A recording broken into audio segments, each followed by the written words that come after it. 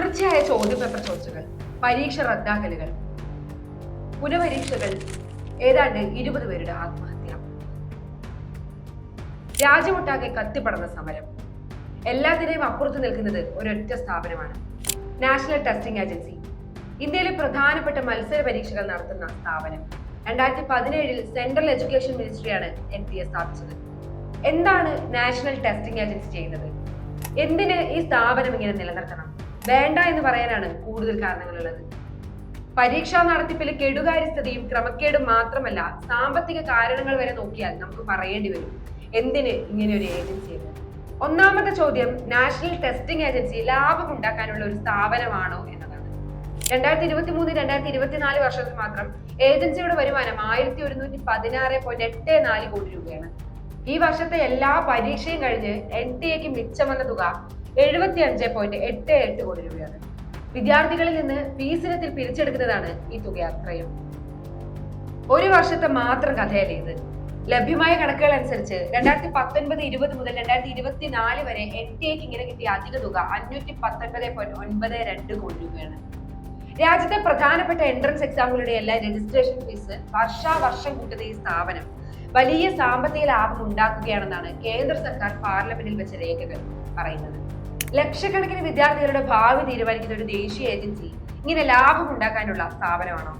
സർക്കാർ പാർലമെന്റിൽ വെച്ച കണക്കുകൾ കാണുമ്പോൾ അത് തന്നെയാണ് അവരുടെ ലക്ഷ്യം എന്ന് വേണം മനസ്സിലാക്കാൻ.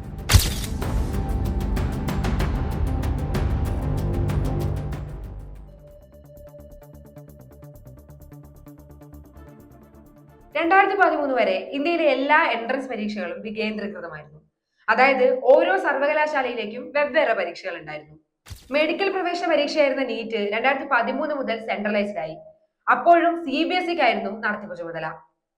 ഇപ്പോൾ നീറ്റ് ഉൾപ്പെടെ പ്രധാനപ്പെട്ട മിക്ക പരീക്ഷകളും നടത്തുന്നത് NTA ആണ്.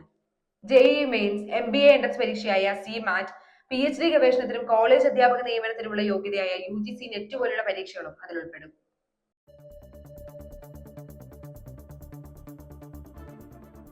ഇക്കഴിഞ്ഞ ജൂലൈയിൽ കേരളത്തിൽ നിന്നുള്ള MP ഡോക്ടർ V ശിവദാസൻ രാജ്യസഭയിൽ ഒരു ചോദ്യം ഉന്നയിച്ചു.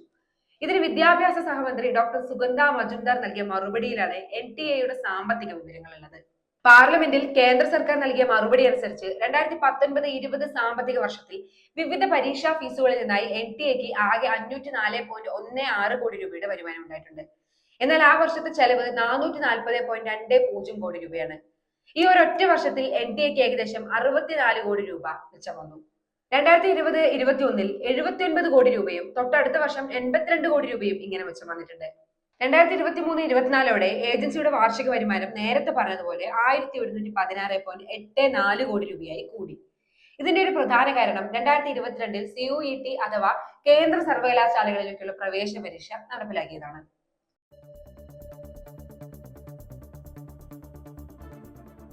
ചോദ്യപേപ്പർ ചോർച്ചയ്ക്കും പരീക്ഷ റദ്ദാക്കലുകൾക്കും കുറവൊന്നുമില്ലെങ്കിലും പ്രവേശന പരീക്ഷയിലൂടെ രജിസ്ട്രേഷൻ ഫീസ് NTA വർഷാവർഷം കൂട്ടുന്നുണ്ട്. CMAT പരീക്ഷാ ഫീസ് 2019 1400 രൂപയായിരുന്നു. 2026 അത് 2500 രൂപയാക്കി. നീറ്റ്, CUET, UGC നെറ്റ് എന്നീ പരീക്ഷയിലൂടെ എല്ലാ ഫീസുകൾ തുടർച്ചയായി കൂട്ടിയിട്ടുണ്ട്.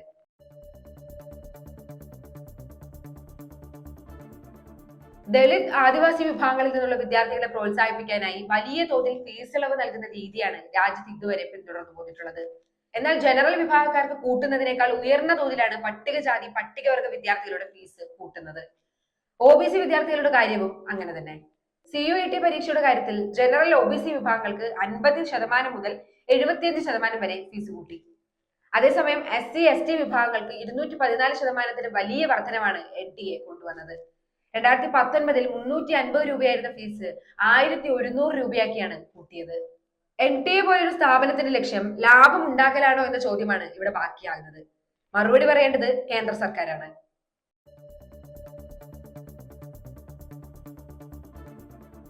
മറ്റൊരു കാര്യം, നാഷണൽ ടെസ്റ്റിംഗ് ഏജൻസി ഒരു സ്റ്റാറ്റ്യൂട്ടറി ബോഡി അല്ല എന്നുള്ളതാണ്. 1860 സൊസൈറ്റീസ് രജിസ്ട്രേഷൻ ആക്ട് പ്രകാരം രജിസ്റ്റർ ചെയ്ത വെറുമൊരു സൊസൈറ്റി മാത്രമാണ് NTA. പാർലമെന്റ് നിർമ്മിച്ച ഒരു നിയമത്തിന്റെ അടിസ്ഥാനത്തിൽ രൂപീകരിക്കപ്പെട്ട ഒരു സ്ഥാപനമല്ല. അതിനാൽ പരീക്ഷ എഴുതുന്നവരോട് നിയമപരമായ ഉത്തരവാദിത്തമോ ബാധ്യതയോ സ്ഥാപനത്തിനില്ല. പരീക്ഷ റദ്ദാക്കിയാൽ ഫീസ് തിരികെ നൽകുമെന്ന് NTA പറയാൻ കഴിയുന്നത് അതുകൊണ്ടാണ്. എത്ര നിസ്സാരം! ഫീസ് തിരിച്ചു നൽകിയാൽ നികത്താവുന്ന നഷ്ടമാണോ വിദ്യാർത്ഥികൾക്ക് ഉണ്ടാകുന്നത്? എത്ര എളുപ്പത്തിലാണ് ഏജൻസി ബാധ്യതകളിൽ നിന്ന് ഒഴിയുന്നത്. ഈ വർഷം നീറ്റ് റദ്ദാക്കിയപ്പോൾ NTA പുനഃപരീക്ഷ നടത്തി. ജനറൽ വിഭാഗത്തിന് ഫീസ് തിരിച്ചു നൽകി. ഇതോടെ NTA ഉത്തരവാദിത്തം അവസാനിച്ചു. വിദ്യാർത്ഥികൾക്കുണ്ടാകുന്ന മാനസികവും വൈകാരികവുമായ സമ്മർദ്ദങ്ങൾക്കും സമയനഷ്ടത്തിനും ഏജൻസി മറുപടി പറയേണ്ട. സൊസൈറ്റീസ് ആക്ട് പ്രകാരം രജിസ്റ്റർ ചെയ്ത ഒരു ബോഡി മാത്രമാണ് എന്നതിനാൽ കൺട്രോളർ ആൻഡ് ഓഡിറ്റർ ജനറലിന്റെ നേരിട്ടുള്ള പരിശോധനയിൽ നിന്ന് NTA ഒഴിവാക്കപ്പെടും.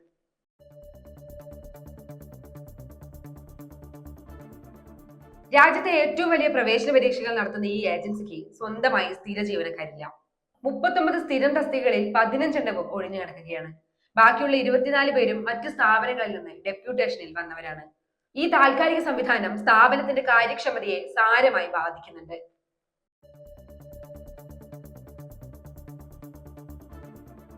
സ്വന്തമായി പരീക്ഷാ കേന്ദ്രങ്ങളോ സ്ഥിരം ജീവനക്കാരോ ഇല്ലാത്തതിനാൽ സ്വകാര്യ പങ്കാളികളെയാണ് ഏജൻസി ആശ്രയിക്കുന്നത്. മറ്റ് സംസ്ഥാന സർക്കാരുകൾ കരിമ്പട്ടികയിൽപ്പെടുത്തിയ സ്വകാര്യ കമ്പനികൾക്ക് വരെ NTA പരീക്ഷാ കരാറുകൾ നൽകുന്നുണ്ടെന്ന് പാർലമെന്ററി സ്റ്റാൻഡിംഗ് കമ്മിറ്റി കണ്ടെത്തിയിട്ടുണ്ട്. യാതൊരു ക്രെഡിബിലിറ്റിയും ഇല്ലാത്ത സ്ഥാപനങ്ങൾക്ക് കരാർ നൽകുന്നത് മൂലമാണ് ചോദ്യപേപ്പർ ചോർച്ച തടയാൻ കഴിയാത്തതെന്ന വിമർശനത്തിന് ഫലപ്രദമായ ഒരു മറുപടി പറയാൻ NTAക്ക് കഴിഞ്ഞിട്ടില്ല.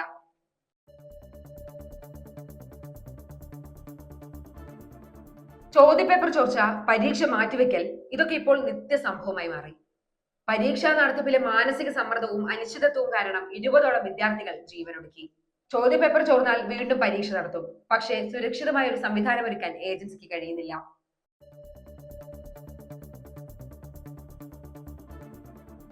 കൺട്രോളർ ആൻഡ് ഓഡിറ്റർ ജനറലിന്റെ നേരിട്ടുള്ള പരിശോധനകളിൽ നിന്ന് ഒഴിവാക്കപ്പെട്ട സ്ഥാപനമാണ് NTA. വ്യക്തമായ ഓഡിറ്റിംഗ് സംവിധാനമില്ല. പ്രവർത്തനങ്ങൾ വ്യക്തമാക്കുന്ന വാർഷിക റിപ്പോർട്ടില്ല. ഇത് പറയുന്നത് മറ്റാരുമല്ല, വിദ്യാഭ്യാസ കാര്യങ്ങൾക്കായുള്ള പാർലമെന്ററി സ്റ്റാൻഡിംഗ് കമ്മിറ്റിയാണ്. വാർഷിക റിപ്പോർട്ട് പാർലമെന്റിൽ വെക്കണമെന്ന് പാർലമെന്ററി സ്റ്റാൻഡിംഗ് കമ്മിറ്റി നിർദ്ദേശിച്ചിട്ടും ഇതുവരെ നടപ്പിലായിട്ടില്ല.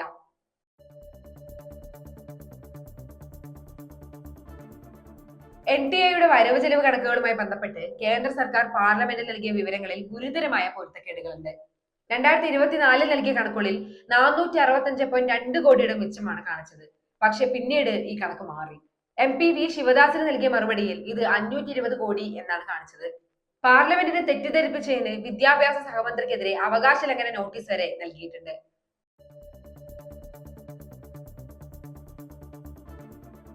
രാജ്യത്തെ മുഴുവൻ മെഡിക്കൽ, സെൻട്രൽ യൂണിവേഴ്സിറ്റി പ്രവേശനങ്ങളും ഒരൊറ്റ കുടക്കീഴിൽ കൊണ്ടുവന്നത് പരാജയപ്പെട്ടു എന്നർത്ഥം.